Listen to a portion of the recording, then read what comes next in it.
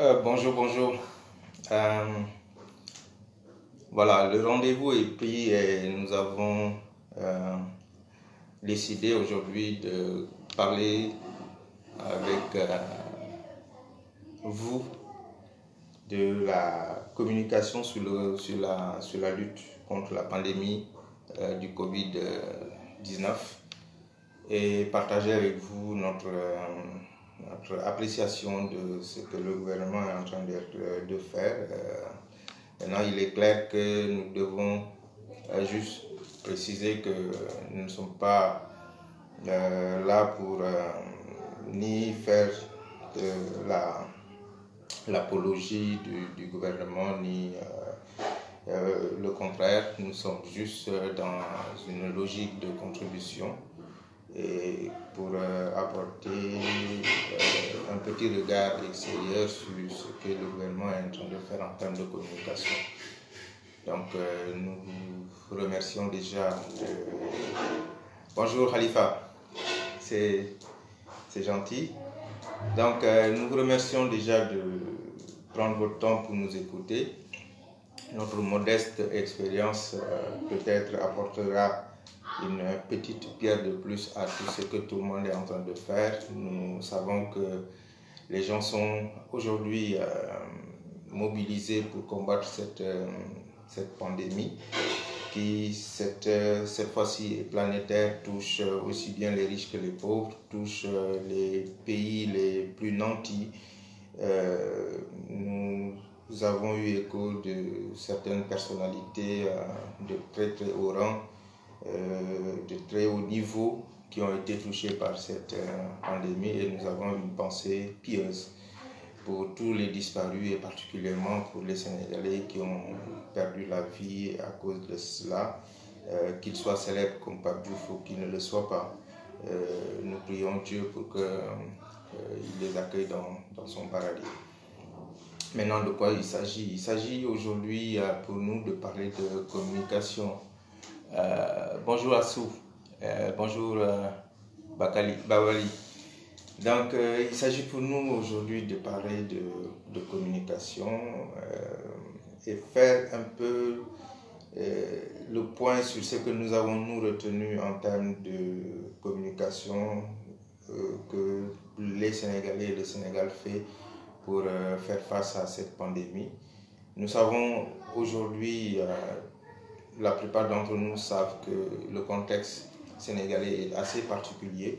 C'est un contexte qui n'est pas simple parce que quand on communique aussi, il faudrait tenir compte du contexte et le contexte sénégalais est très très particulier du fait de sa composition sociale, de la configuration de nos peuples, si on peut parler ainsi.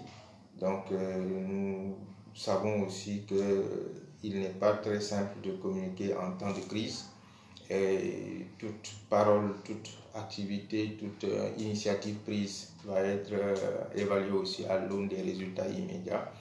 Donc on n'a pas souvent le recul nécessaire pour faire le travail d'analyse qu'il faut pour le faire. C'est pourquoi l'apport de chacun à notre avis est important et nous aurions souhaité aujourd'hui que notre discours ou bien tout simplement notre intervention soit mis dans ce lot, c'est-à-dire une intervention de contribution.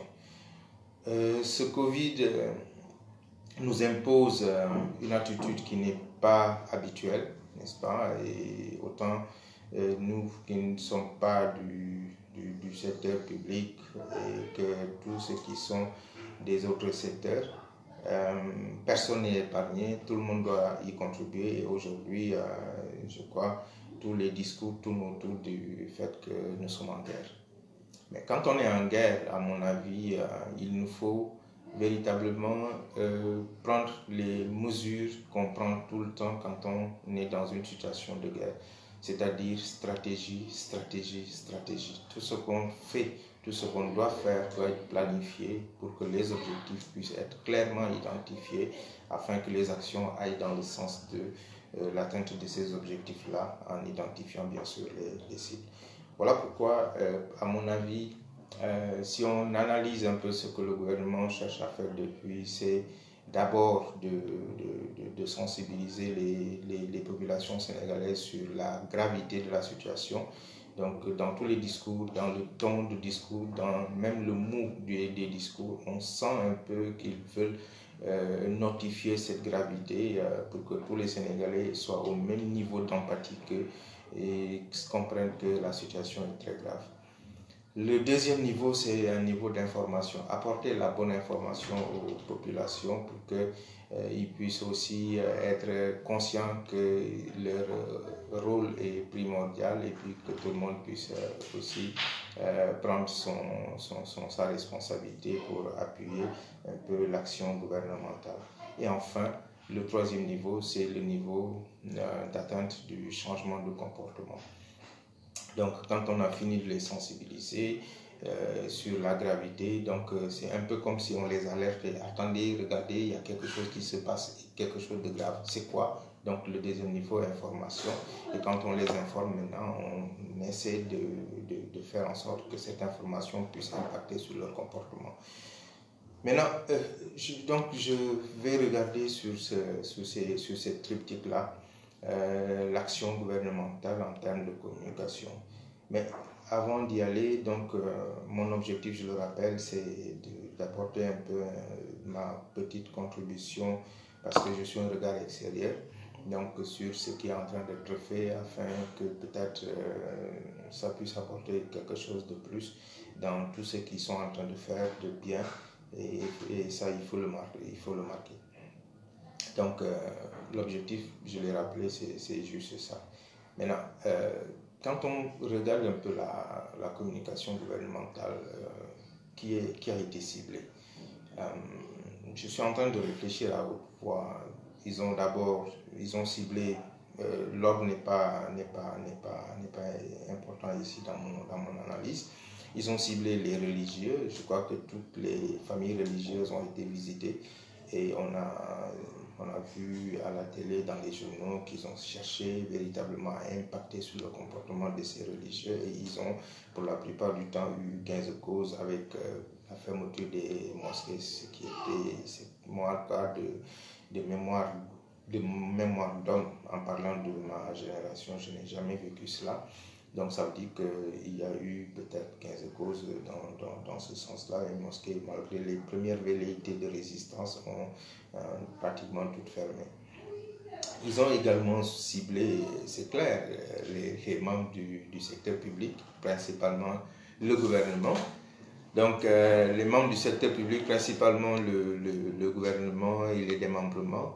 Donc là aussi, on a senti que le commandant en chef, le chef de l'État, a tenu à ce que l'ensemble des membres du gouvernement soient au même niveau d'information que les autorités médicales. Donc je crois que là aussi l'information a été bien partagée à leur niveau, en Conseil des ministres, au niveau des structures centralisées comme décentralisées. Donc la cible gouvernement et secteur public a été. Je crois aussi avoir vu aussi la cible politique. Nous nous rappelons tous ces audiences que le chef de l'État a eues avec les différentes obédiences politiques. Donc, ils ont été ciblés et donc l'information est passée à leur niveau. Ils ont dû échanger avec le gouvernement sur sa position, sur sa démarche. Donc, c'était encore une cible. Ils ont également, je crois, le gouvernement a également ciblé le secteur privé organisé. Je reviendrai sur pourquoi je dis organisé, sur le secteur privé organisé. Nous avons d'ailleurs vu certains mouvements de réaction positive avec des contributions très très significatives, qu'ils en soient remerciés d'ailleurs. Donc le gouvernement a également impliqué les médias à tous les niveaux. Ils ont même pris des mesures pour appuyer ces médias-là dans le sens de les appuyer, de les encourager à continuer à faire le truc. Donc c'est déjà assez bien. Et finalement, le grand public, parce qu'il y a eu des messages qu'on a passés à travers les médias, à travers les différentes structures pour que ça... Bonjour Anne-Marie, bonjour Mamadou Fall, merci. qu'il soit aussi informé le grand public.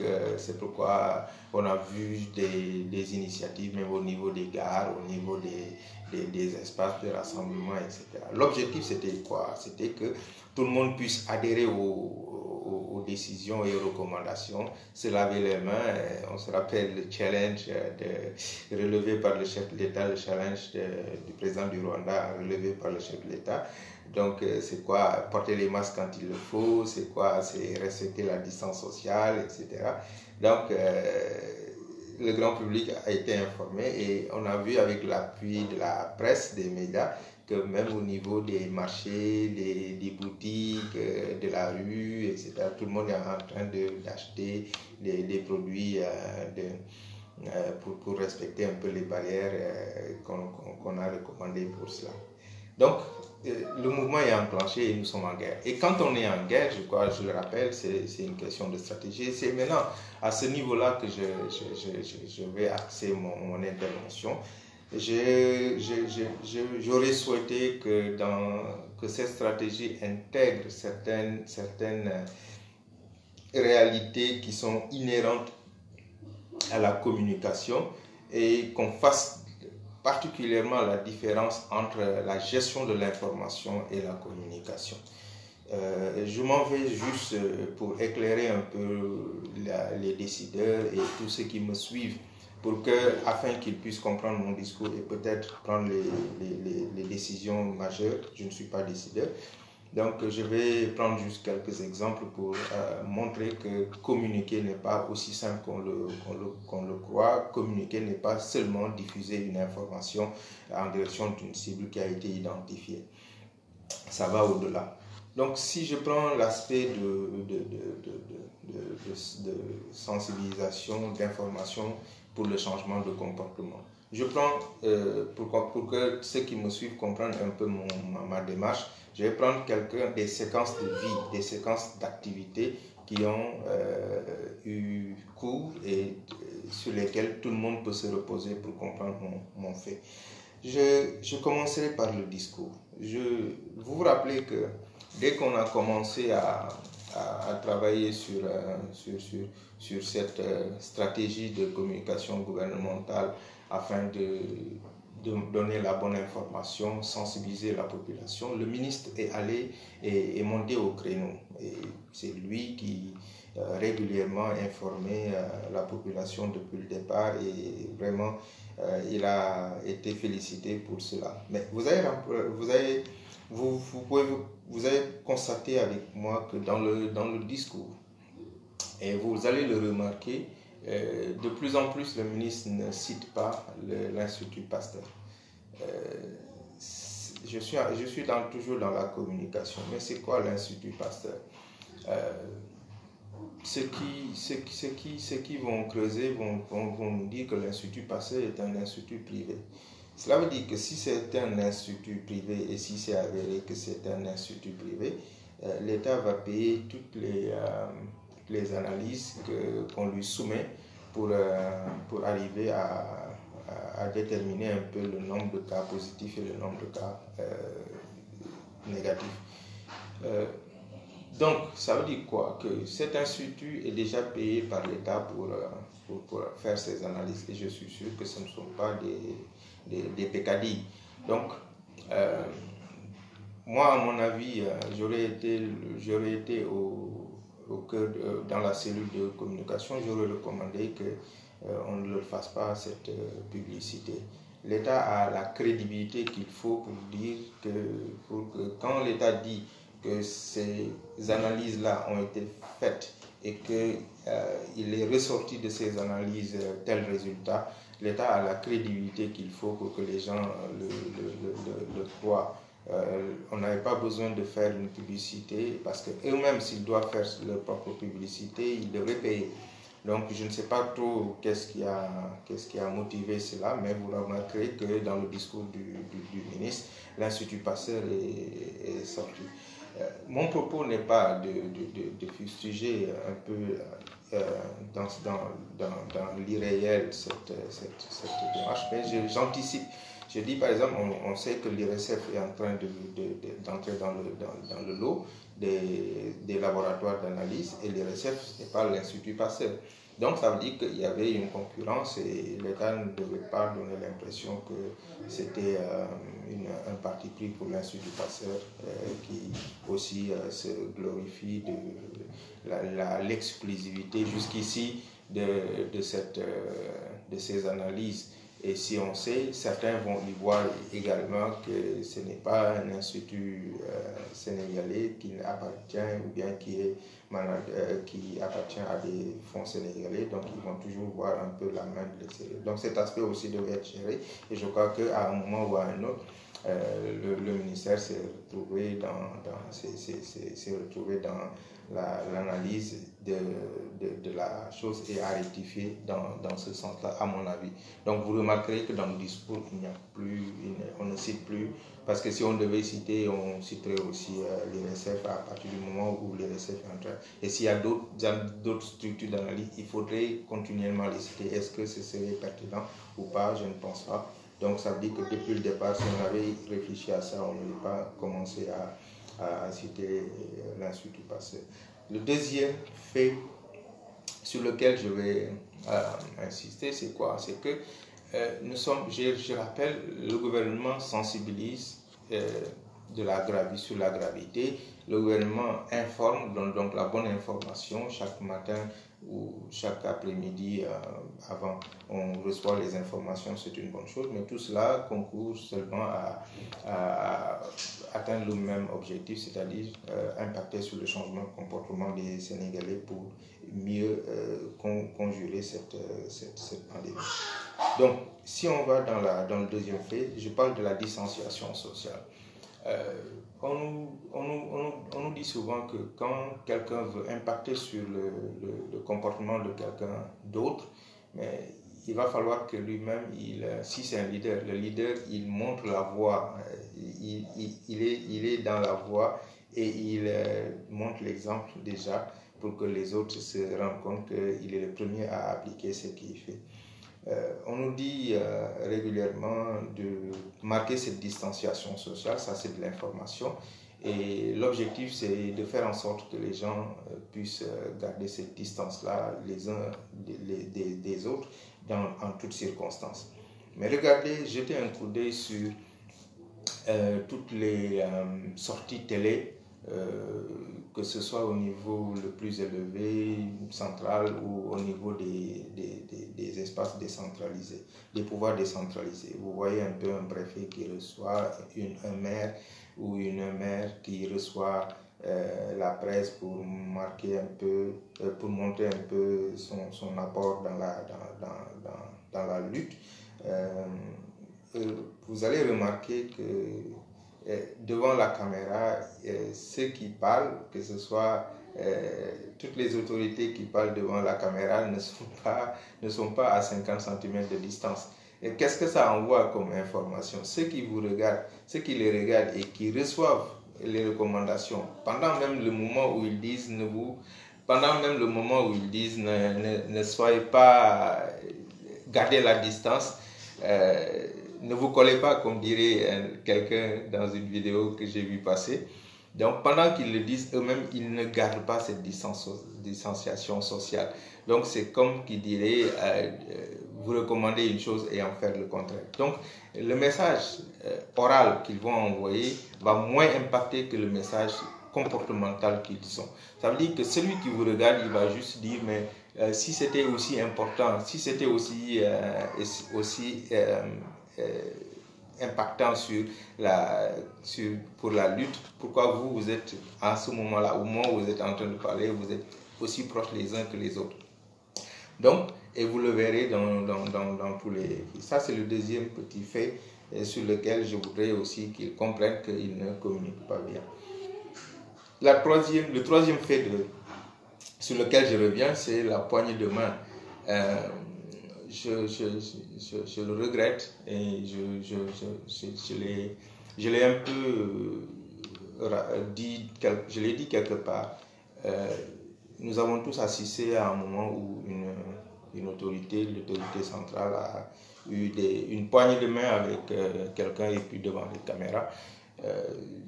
Donc au moment où on recommandait à tout le monde de ne pas se donner la main.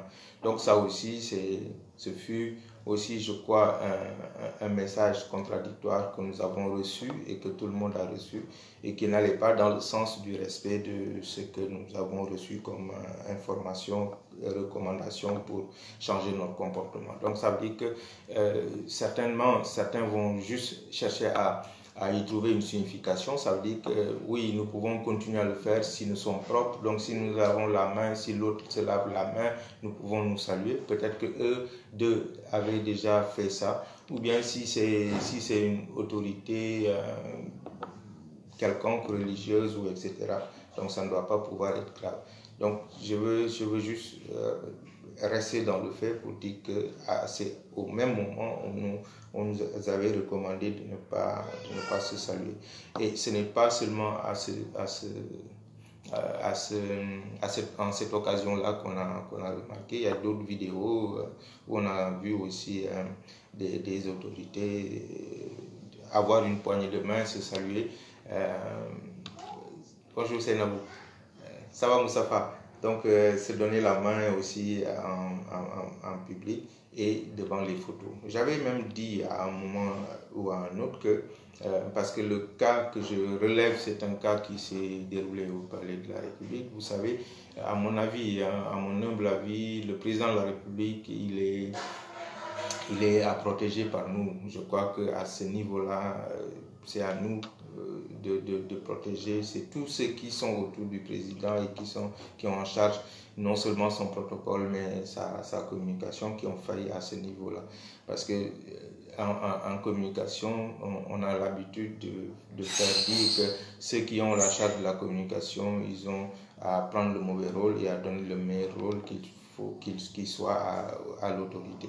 Donc on aurait pu éviter cela si on avait, autant au niveau du protocole que de la cellule de communication, si les rôles avaient été joués, éviter, n'est-ce pas, donc cette situation, cette scène-là qui a aussi qui a peut-être impacté sur le comportement de beaucoup et dans un sens qui n'est pas souhaité. Un autre aspect, c'est un autre fait aussi. Vous remarquerez que de plus en plus, le Sénégal cite un homme de guéri. Est-ce que, moi, la question que je me pose, c'est est-ce qu'on a analysé un peu l'impact de cette information pour peser le pour et le contre avant de faire? Oui, nous sommes censés pouvoir rassurer, mais est-ce que, parce que en matière de communication, c'est le retour d'informations comportementales qui est déterminant dans la décision de donner l'information ou pas. Donc, moi j'aurais dit, est-ce que citer toujours le nombre de guéris impacte plus dans le sens de l'objectif que l'on cherche que ne pas le faire?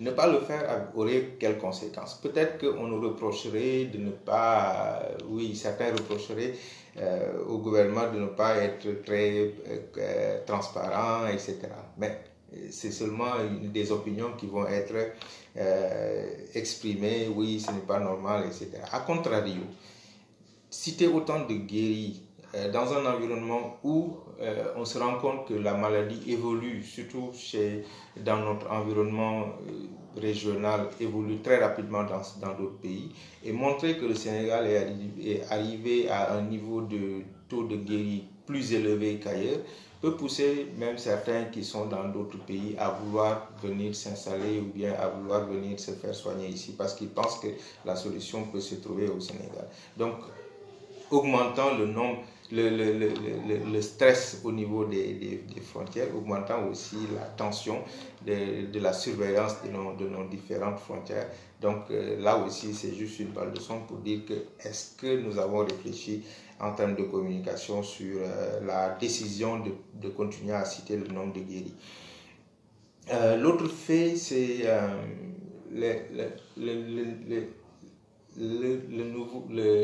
au niveau de la sensibilisation et de l'information et de l'implication de la presse. Nous avons dit à un moment donné que si la lutte est en train d'avoir des résultats positifs, c'est un peu plus, et le ministère de la Santé particulièrement a souvent remercié la presse. Nous avons dit que la presse a une large part dans cela. Mais nous avons également, à contrario, vu des informations venant des autorités médicales disant que le papier est un vecteur de dissémination de la maladie. Mais qu'est-ce qu'on constate ? On constate qu'on n'a pas cessé de continuer à vendre des journaux papier dans la rue. Comment ça se passe? Vous pouvez aller là où ils se retrouvent, peut-être vers Yarak, le matin à 6 h du matin. Vous les voyez, ils sont pratiquement tous dans une même place en train de récupérer les journaux et après ils sont dans la rue en train de dispatcher. Maintenant, si ce papier-là est un vecteur de dissémination de la maladie, est-ce qu'on ne devrait pas réfléchir aussi à arrêter cette vente de journaux papier en intégrant cela dans l'appui que l'État va faire, parce que s'ils ne vendent pas leurs journaux aussi dans la rue, peut-être qu'il y a une incidence financière ou ça va impacter sur eux. Donc est-ce qu'on a réfléchi à ça? Parce que moi, l'aspect de communication que je veux, c'est quoi? C'est qu'on nous dise que le papier est un vecteur et puis qu'on voit dans la rue qu'on n'a pas interdit la vente de ces papiers-là. Ça continue au vu et au su de tout le monde sans qu'il y ait une décision prise dans ce sens-là. Donc ça aussi, c'est un autre aspect. L'autre aspect, c'est les masques. Aujourd'hui, je crois que tout le monde est en train de vivre le fait que les masques, c'est devenu maintenant un produit banalisé dans la rue. Tout le monde en achète, tout le monde en vend. On écoute les autorités médicales, on nous dit que les masques, il faut des normes pour les fabriquer, il faut des normes pour les porter. Mais contrairement à ce qu'on voit, fermeture des garages, fermeture de ceci, etc., leur vente ne semble pas véritablement être organisée. Tout le monde en fait, tout le monde en porte. Maintenant, quand on regarde un peu la partie de communication, nous avons partout entendu dire que le ministère est en train, en synergie avec la presse, de développer une stratégie de communication en direction de cela. Et dans tous les organes de presse, on est en train de nous aider à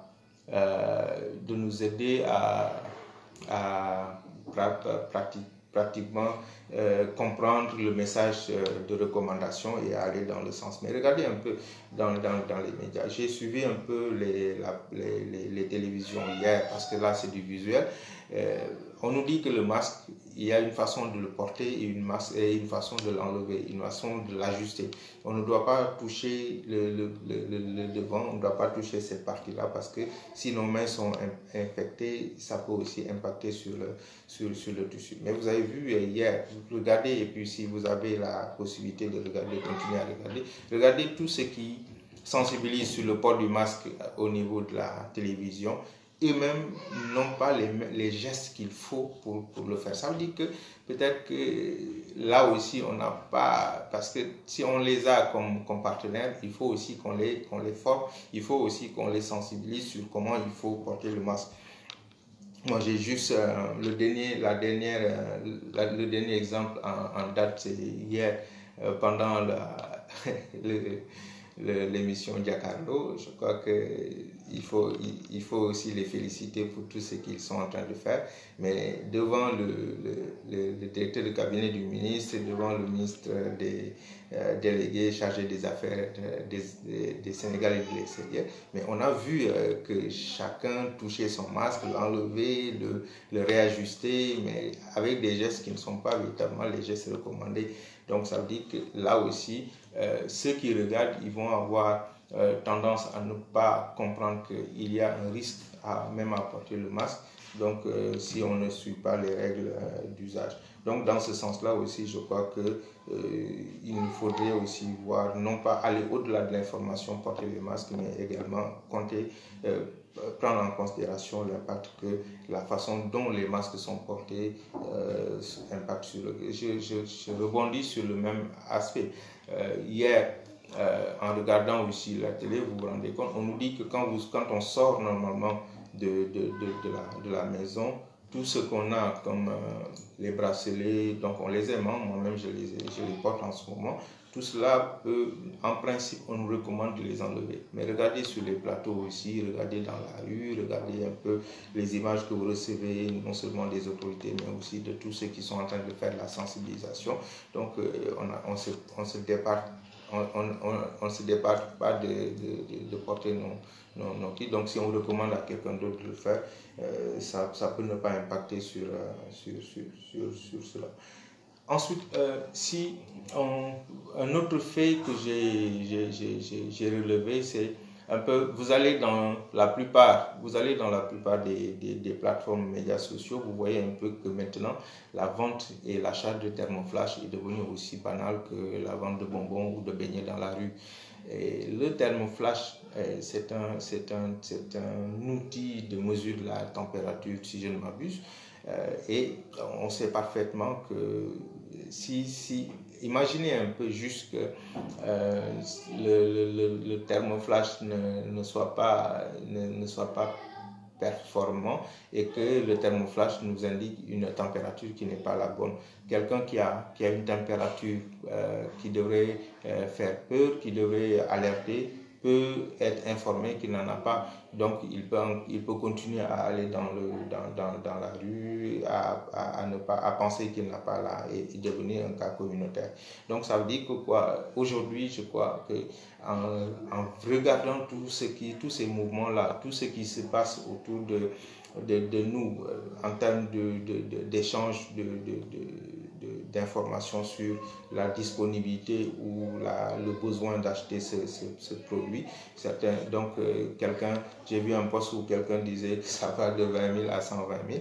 Donc, je crois qu'à ce moment-là, il devait y avoir aussi une prise en charge communicationnelle à propos des thermoflash pour éviter aussi que ce qui devrait être considéré comme un médicament devienne plutôt un élément de transmission du virus ou bien un élément d'exacerbation de la maladie. Donc, je donne aussi reviens sur un autre fait. Donc, je dis, aujourd'hui, on nous dit, parce que c'est important de savoir que quand toute la cible est unique, en ce sens que c'est tout le peuple qui est concerné par l'information diffusée par le gouvernement et tout le peuple est concerné par les recommandations aussi qui ont été éditées. Nous avons tous autant que nous sommes à prendre les mêmes dispositions pour prévenir ces maladies. Mais moi, je remarque qu'à un moment donné, il est envoyé un message que peut-être s'il y avait une coordination et une meilleure gestion de l'information pour la communication qui n'aurait pas été diffusée à travers les médias. Je donne juste un exemple. Quel que soit le niveau de programmation, on voit aujourd'hui une télévision, pour ne pas la citer, la TFM, je rappelle aussi que c'est évidemment, moi je suis régulièrement cette télévision et je les remercie pour tout ce qu'ils sont en train de faire. Mais ils sont en train de réaliser des émissions, des reportages qui sont de très bonnes initiatives. Mais derrière, en termes de communication, il y a un biais que peut-être on n'a pas senti. Je donne juste un exemple. Avant-hier, je vois le reporter à Hambourg. Avant-hier, donc c'était jeudi, je vois le reporter à Hambourg à Sali particulièrement avec les éléments de la police qui nous renseignaient un peu sur lui. C'était très bien. Hier, je le vois à Guillaume. Et dans mon esprit, je crois que le gouvernement avait, si je ne me trompe, envoyé un message comme quoi qu'à partir de jeudi, toutes les autorisations de déplacement seraient interdites, seraient supprimées.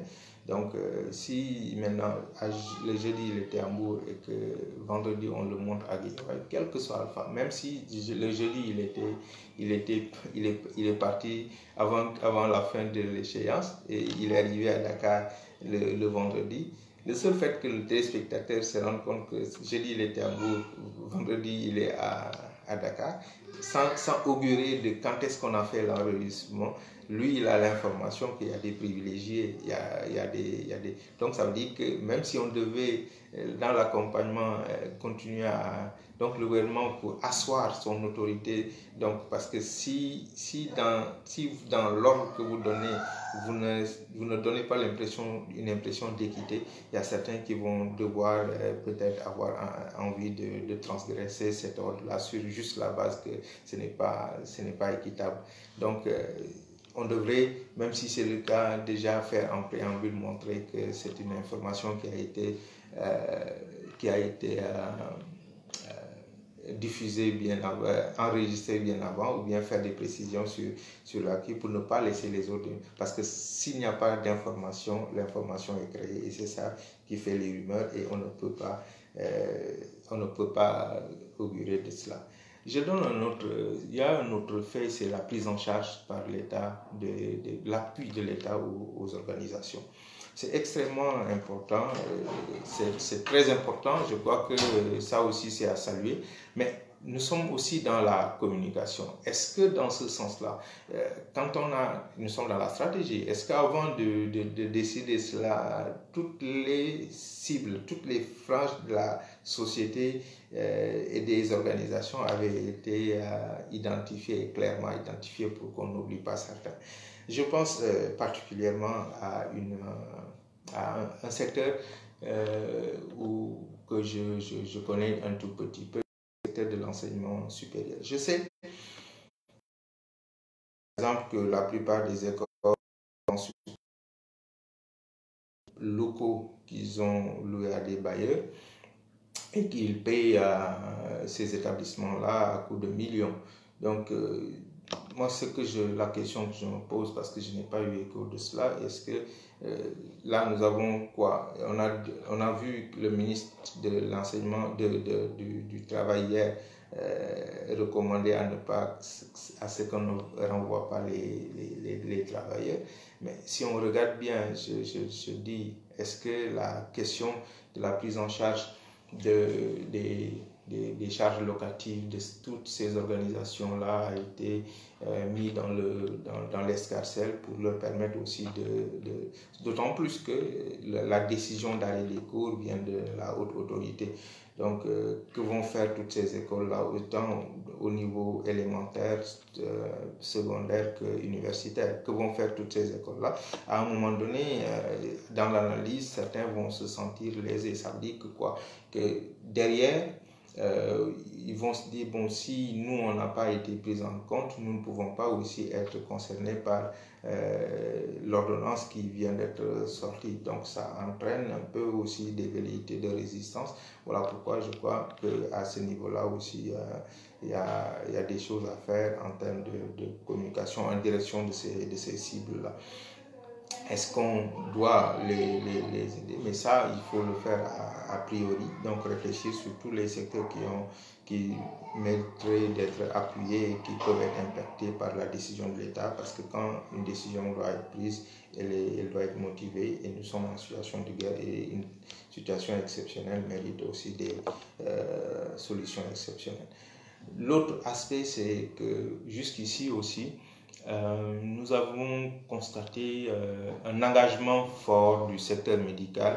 Nous avons tous, population comme autorité, remercié toutes les personnes censées se sont félicitées de l'apport de ce corps médical. Mais on sait aussi que chez nous, la plupart du temps, le levier de motivation est plus au niveau matériel qu'au niveau émotionnel. Ça veut dire quoi? Que ces gens-là sur qui on compte, est-ce que véritablement, est-ce qu'on a communiqué sur l'appui qu'on leur fait en termes en termes financiers, en termes financiers, je veux dire. Donc, on n'a pas senti un peu aussi la communication gouvernementale à ce niveau-là. Ça veut dire que au plus fond, au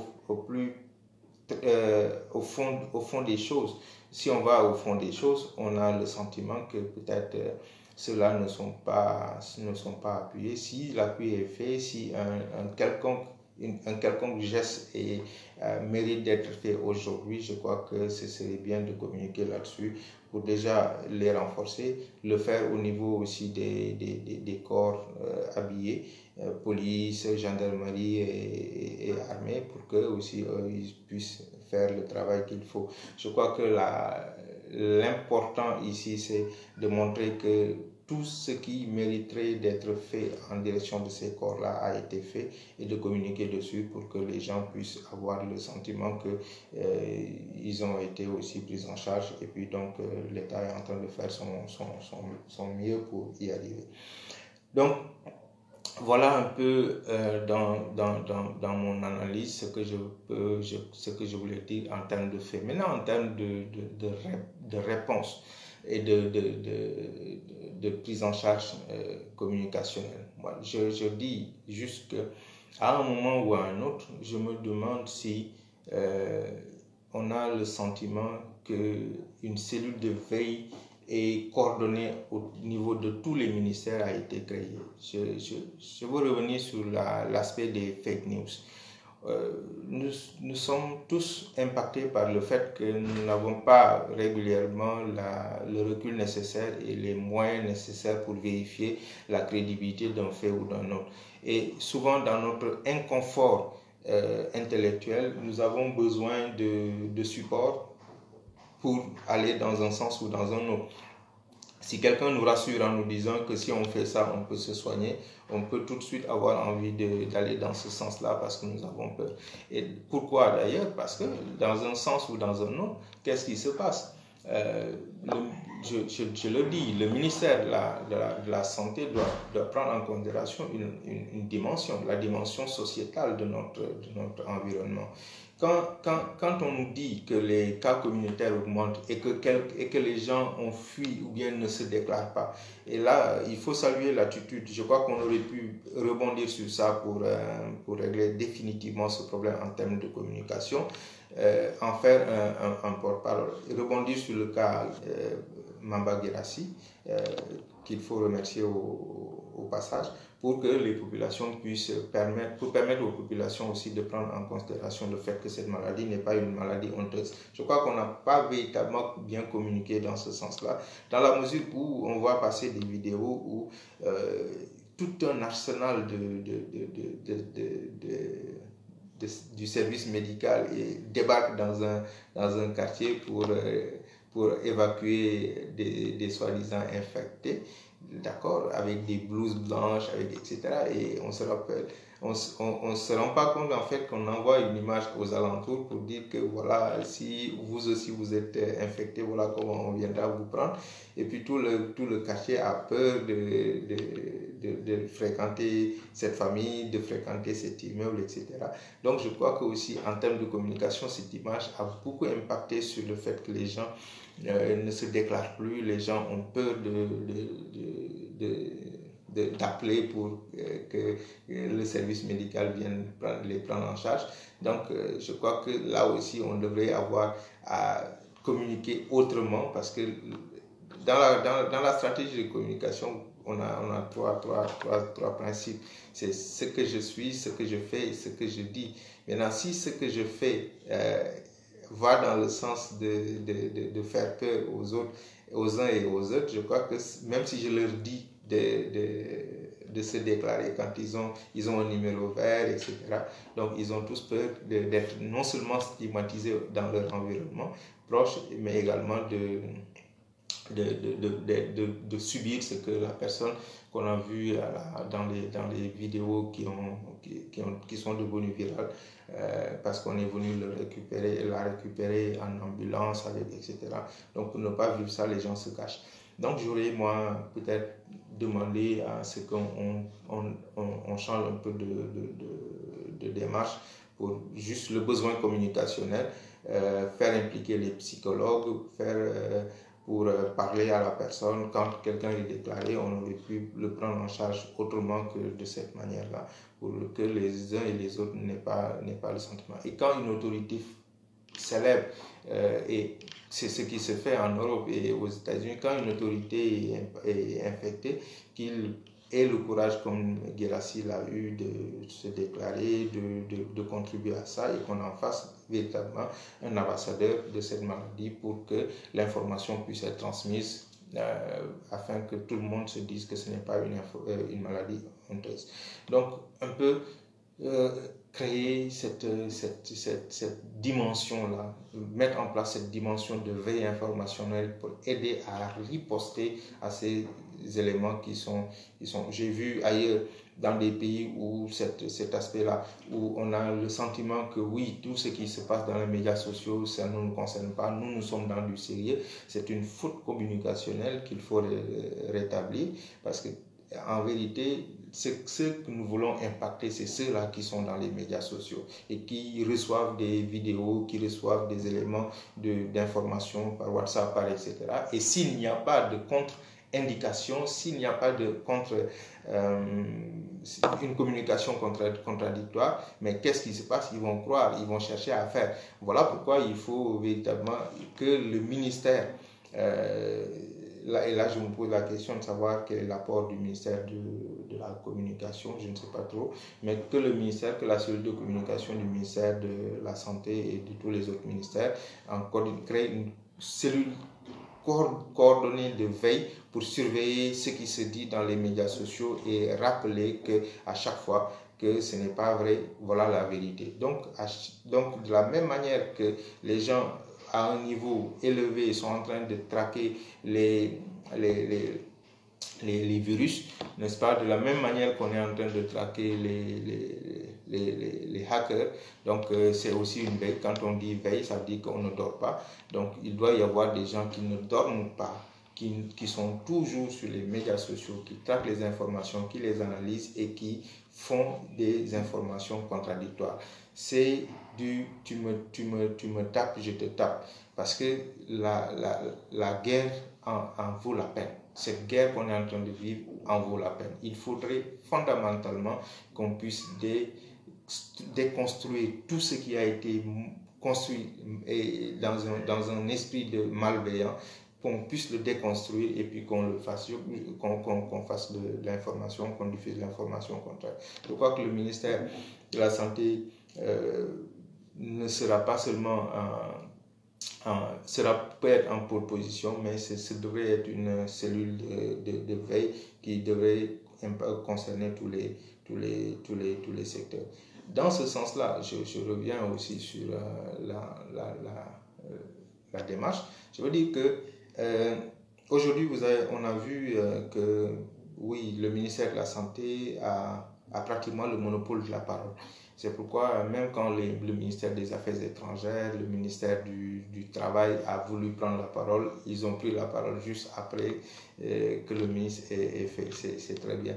Mais dans un autre sens, on nous fait comprendre que oui, voilà les secteurs qui marchent. Mais l'État se tait pratiquement. Quand je dis se tait, ça veut dire qu'on n'a pas l'information. Eux, ils ont l'information.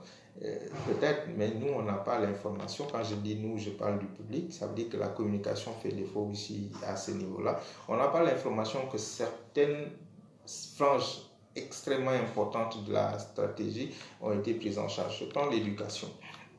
Vous prenez l'exemple de la France. Le ministre de l'Éducation a fait une visioconférence. Pour expliquer exactement aux apprenants, aux parents, au secteur, qu'est-ce qui a été décidé à propos des examens. pour dire que nous vous avons arrêté, mais voilà ce qui va se passer. Il n'y aura pas d'examen du bac, il n'y aura pas, bon, on va faire quelques épreuves, voilà comment ça va se faire, etc., etc. Donc, tout le monde aujourd'hui en France, je prends juste cet exemple-là, c'est exactement ce qui va se passer en termes de prise en charge de l'année scolaire. J'ai visité les trois derniers communiqués du Conseil des ministres. La seule ligne où j'ai vu quelque chose à propos du ministère de l'Éducation, c'est quand le ministère informait le président de la République de l'apport, de la réception qu'il a eu à faire pour les syndicats pour recevoir un peu leur contribution dans la lutte contre le Covid-19.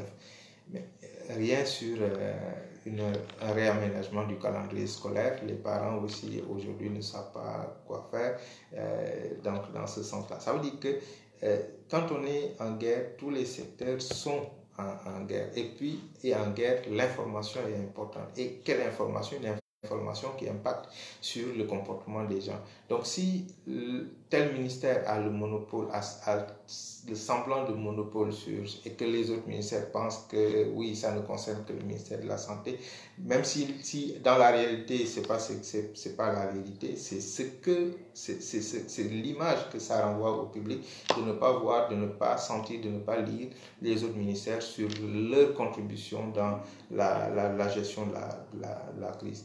Donc voilà un peu pourquoi je disais aussi que dans ce sens-là, il va falloir que l'État coordonne un peu sa communication pour qu'on ne parle pas un langage différent, qu'on sente que c'est un combat que tous les ministères sont en train de mener, même si le ministère de la Santé est en pole position. Donc voilà un peu moi ce que j'avais remarqué pour dire encore une fois que il est important de retenir en conclusion ceci, que communiquer, ce n'est pas seulement aller vers la presse. La communication va au-delà de l'information. La communication, s'il n'y a pas une attente d'impact, s'il n'y a pas une attente de retour dans le comportement, de retour de changement de comportement, d'impacter sur le comportement de celui à qui on destine l'information, il n'y a pas de communication. Et dans ce sens-là, il va falloir que nous aussi, on soit dans la logique de ce qu'on est en train de recommander, c'est ce qu'on est en train de faire. Je recommande vivement que les stratégies de communication gouvernementale tiennent compte de cela et qu'on ne voit plus dans les médias. Par exemple, j'ai bien aimé voir la vidéo, une vidéo hier d'un maire qui recevait un peu les collectivités pour expliquer un peu le don. On a senti un peu la gestion de l'espace avec chacun à 1 mètre de l'autre. Mais à chaque fois qu'on est dans la restitution devant la presse, vous voyez, il y a des gens qui s'agglutinent devant le micro. On nous dit que oui, la maladie se transmet par exemple la salive, mais certains d'entre nous, ils ne peuvent pas s'empêcher de parler sans saliver. Donc, vous avez vu un peu comment on s'échange les micros, comment les micros sont à côté de la bouche des uns et des autres. Donc, est-ce que ça aussi, on est en train de réfléchir sur comment protéger les journalistes, comment protéger ceux qui sont interviewés. Donc, toutes ces images-là qu'on est en train de nous montrer sont en contradiction avec le message. Et je répète, ce que vous faites impacte plus sur vos cibles que ce que vous dites. Si vous dites des choses, il faut arriver à les faire.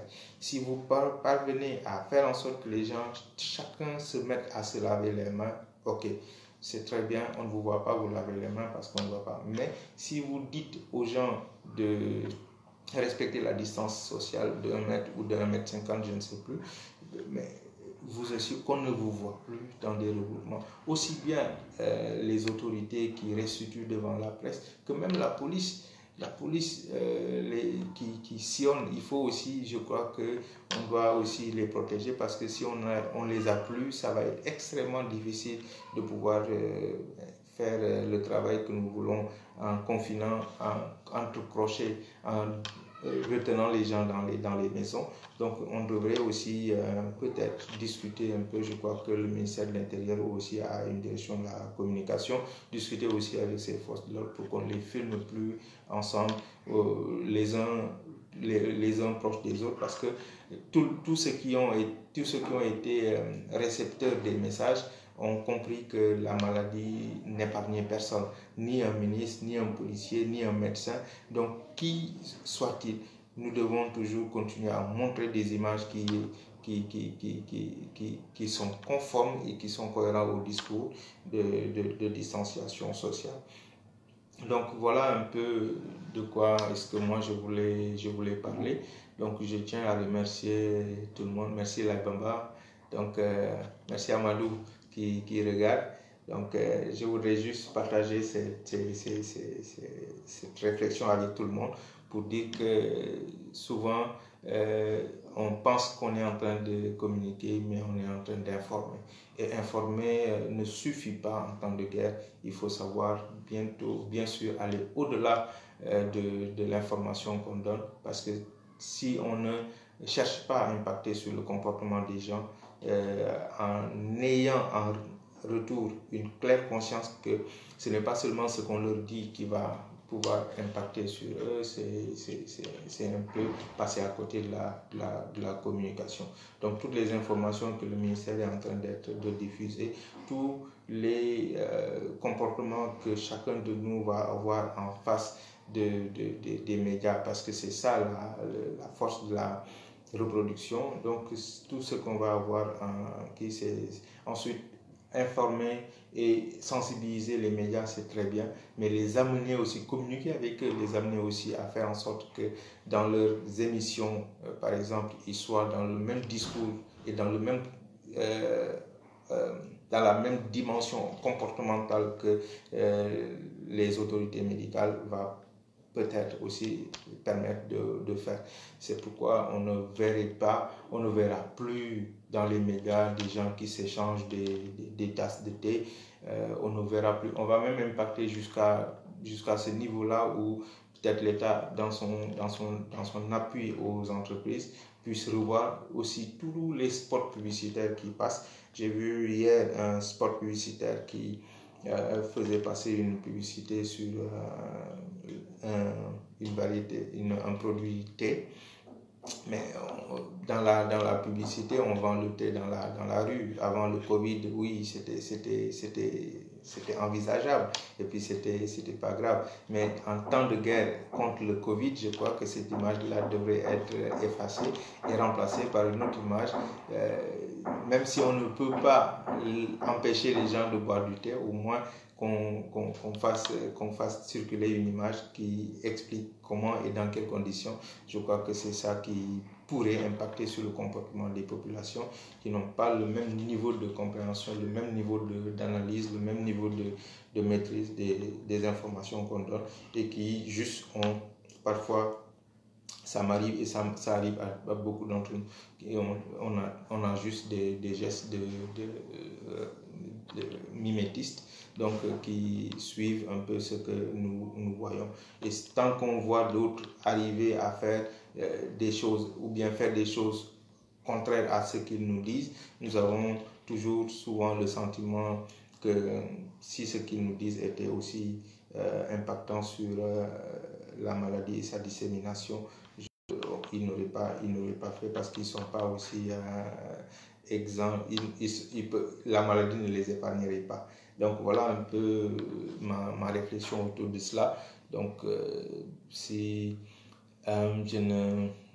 n'y a pas de questions ou d'interpellations particulières, donc c'est le premier niveau d'information que je voulais partager avec vous, en attendant de vous revenir sur d'autres aspects par rapport à des faits que j'aurais constatés pour en parler avec vous, dans le sens toujours de la contribution. Donc je remercie, bonjour Ibrahima, je remercie tout le monde et remercie aussi Marketing TV de l'initiative prise de me laisser un peu partager mon opinion et mes impressions que j'ai glanées comme cela sans sans véritablement les organiser. Mais je crois avoir peut-être avoir été clair par rapport à ce que je voulais dire, qui se résume en nous avons la possibilité de mieux communiquer et de mettre une cohérence entre le discours et l'acte. Je vous remercie.